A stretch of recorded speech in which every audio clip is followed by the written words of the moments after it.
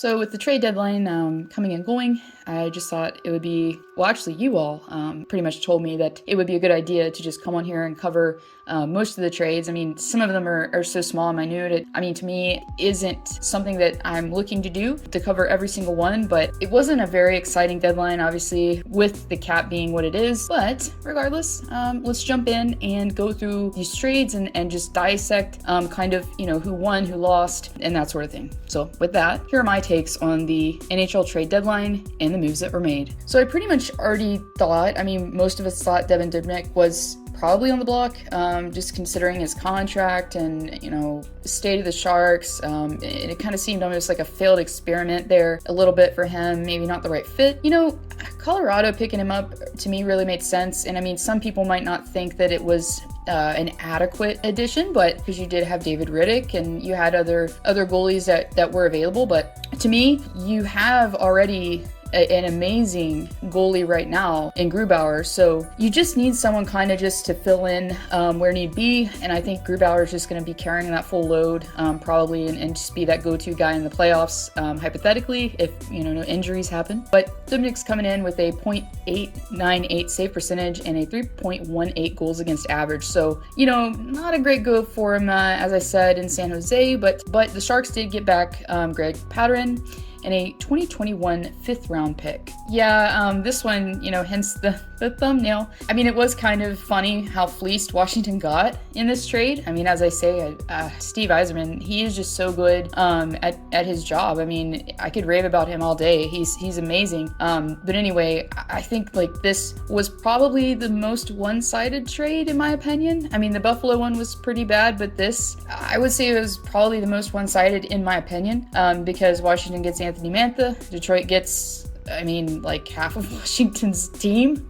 Picks, 2 players, Richard Panik, Jacob Verana, which is the key one, 2021 first-round pick, and 2022 second-round pick. So the reason why I said that I was a little upset about Washington making this move is because Anthony Mantha is a power forward guy, okay? He plays that style of game, and when you're in the playoffs and you need that grit and you're fighting tooth and nail, every game, and it gets so intense. I think for Washington having that guy and already having that first line, especially, with Backstrom and Ovi being those 2 key players up there, adding Mantha in, and you already have Tom Wilson there, that's gonna be, it's been really tough, I'm sure, for Penguins fans just kind of digesting that. When you realize what a playoff caliber player Mantha probably will be for Washington. So Washington got fleeced here, but you know what? You've got to pay a little bit of little extra right now, I think, to get these key guys that are going to really give you that extra boost in the playoffs.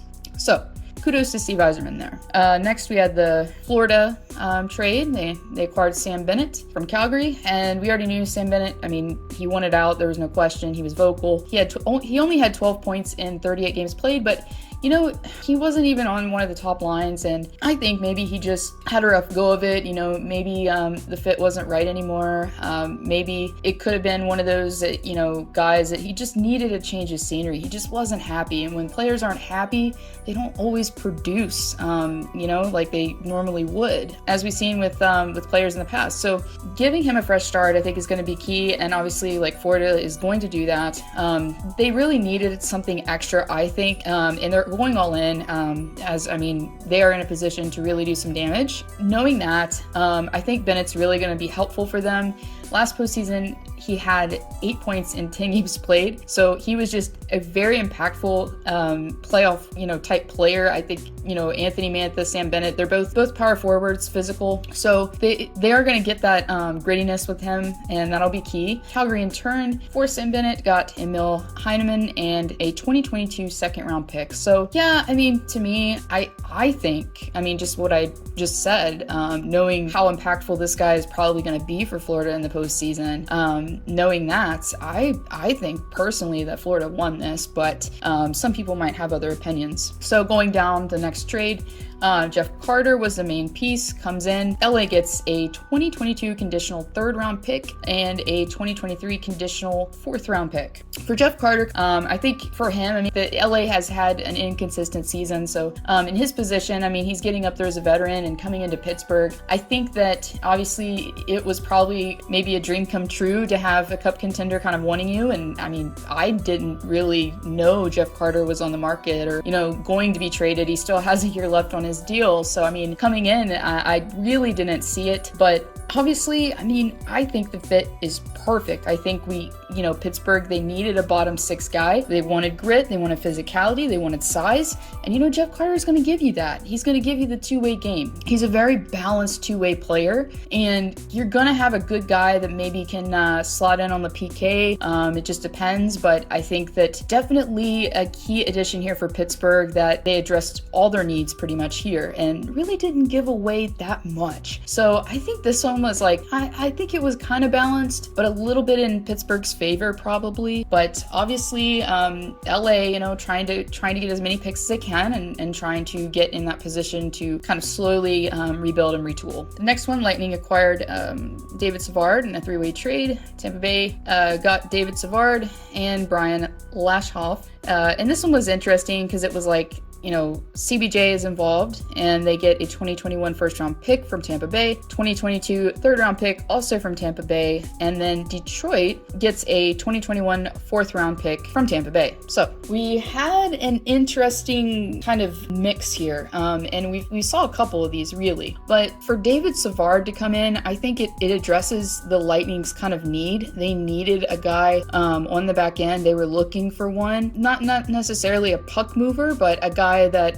plays a defensively sound game when need be. And I think they definitely got that in David Savard, who was, the main addition coming in on the trade. And I don't know, this one, it's very interesting to me because CBJ giving away a first rounder and another pick. It kind of just speaks to, how the negotiations go when they know what they have. I mean, CBJ kind of, I feel like, knew what they had. And I'm sure there were other teams that were jockeying for Savard because without Ekholm being in the mix, he was probably that go-to guy with not a lot of choices, on defense this time. So definitely made sense, I think, all around.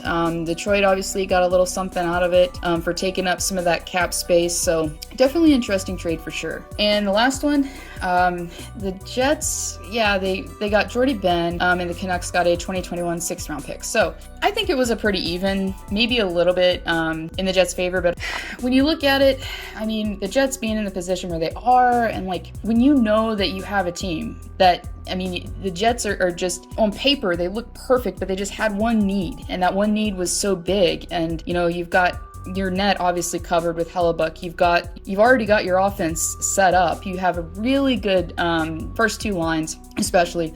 So I don't know. To me, it was kind of questionable. Not really the return, but just, is this the right fit?